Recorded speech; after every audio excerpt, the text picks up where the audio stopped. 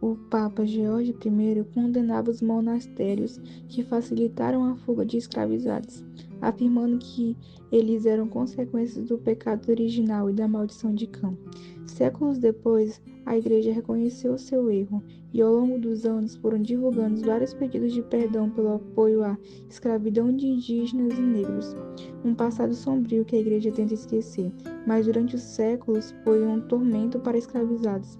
A Igreja Católica condenava o apoio à fuga de escravizados e negava a Eucaristia a quem facilitava isso, desde a Antiguidade tardia. Gregório I, também conhecido como São Gregório Magno, viveu durante a transição entre a Antiguidade tardia e a Idade Média. Durante seu pontificado, a escravidão era uma prática comum e amplamente aceita no mundo romano e cristão. Embora tenha criticado a má conduta de senhores em relação aos escravos, Gregório defendia a escravidão como parte da ordem social decorrente do pecado original, citando a narrativa bíblica da maldição de Cã. Gênesis 9, 20, 27. Além disso, Gregório considerava que os escravos deveriam ser obedientes a seus senhores e desencorajava iniciativas que pudessem prejudicar essa relação hierárquica. Por isso, ele condenava mosteiros ou grupos cristãos que tentassem ajudar escravos a fugirem, considerando tais atos como uma subversão da ordem natural estabelecida por Deus. Papa Nicolau V e a legitimação da escravidão. Nicolau V foi um papa do Renascimento que desempenhou um papel significativo na legitimação da escravidão como instrumento de expansão cristã. Ele emitiu as bulas Dum Versus e Romano Pontifex, que autorizaram Portugal a conquistar territórios habitados por não cristãos, como sarracenos, pagãos e outras populações, e a escravizá-los sob a justificativa de difundir a fé cristã. Essa bula marcaram um precedente importante para a expansão colonial europeia. Embora Nicolau V tenha morrido antes da descoberta da América, suas ações prepararam o terreno para a colonização europeia e o tráfico transatlântico de africanos escravizados. As bulas concediam o respaldo religioso às conquistas e à escravização, legitimando-as como parte de um esforço de conversão e controle cristão.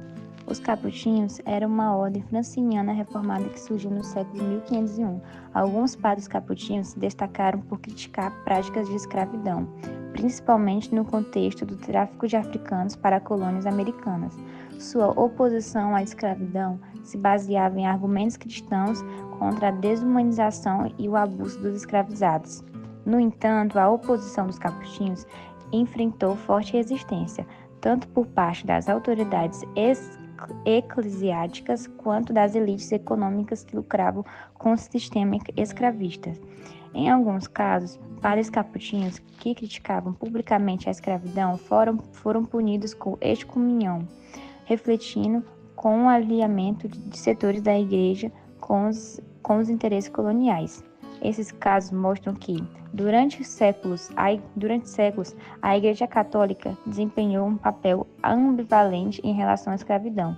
Enquanto alguns líderes e ordens religiosas a criticavam, muitos papas e setores eclesiásticos colaboraram para legitimá-la, refletindo os interesses políticos e econômicos de cada época.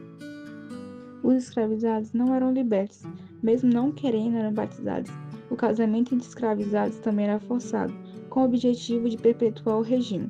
O liberal Joaquim Nabuco era um dos políticos do Império Brasileiro que conciliava o abolicionismo. Inicialmente, o catolicismo espanhol, antes de Bartolomeu de Las Casas, apoiava a escravidão indígena, muito inspirado na jurisprudência islâmica da. Oi, gente, eu sou a Daniela de Matos Amorim, da sala M100, e eu vou continuar aqui com o assunto. Os jesuítas, eles criticavam a escravidão de indígenas, mas eles também apoiavam a escravidão africana.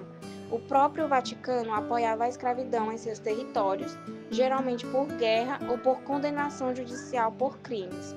O Papa Bento XV, ele apoiava a escravidão, enquanto o Papa Inocêncio IV, ele também aprovou legalmente o uso de tortura em países católicos contra escravizados. O Reino Unido Desde o Vaticano, o Congresso de Viena estava pressionando a abolir a escravidão por razões religiosas. Apesar do fato de que a abolição da escravatura na maioria dos países católicos se deu por causa do movimento liberal local, a Igreja pede perdão. Séculos depois, a Igreja reconheceu seu erro. Ao longo dos anos, foram divulgados vários pedidos de perdão pelo apoio à escravidão de indígenas e negros. Em 1995, a Diretriz do Trabalho Pastoral aprovada pelo plenário da CNBB incluíram um pedido de perdão pelos pecados cometidos pela Igreja Católica durante a sua colonização no país. Mesmo após sua independência, o pedido de perdão é dirigido aos indígenas e aos negros. Com isso, reconhece as cumplicidades da Igreja no processo de dominação e de escravidão. Pedido semelhante já tinha sido feito pelo Papa João Paulo II em uma viagem à África e em 1992 durante a Conferência de Bispos Latino-Americanos em São Domingos.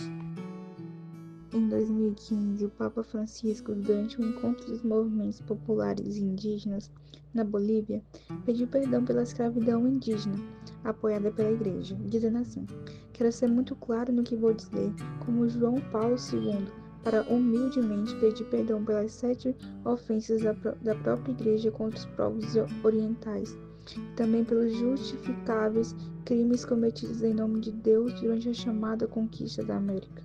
Dani, o que a nossa equipe conseguiu aprender com todo esse conteúdo estudado sobre a Igreja Católica e a escravidão indígena? A gente entendeu que a Igreja Católica ela possui um histórico muito complexo relacionado à escravidão. Nisso, nos séculos XV a XIX, ela apoiou e justificou a escravidão dos indígenas e africanos, considerando a consequência do pecado original e da maldição de Cã.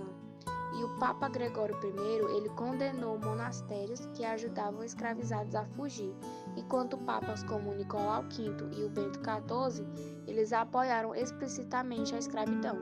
E com o tempo, a igreja ela mudou essa postura, né?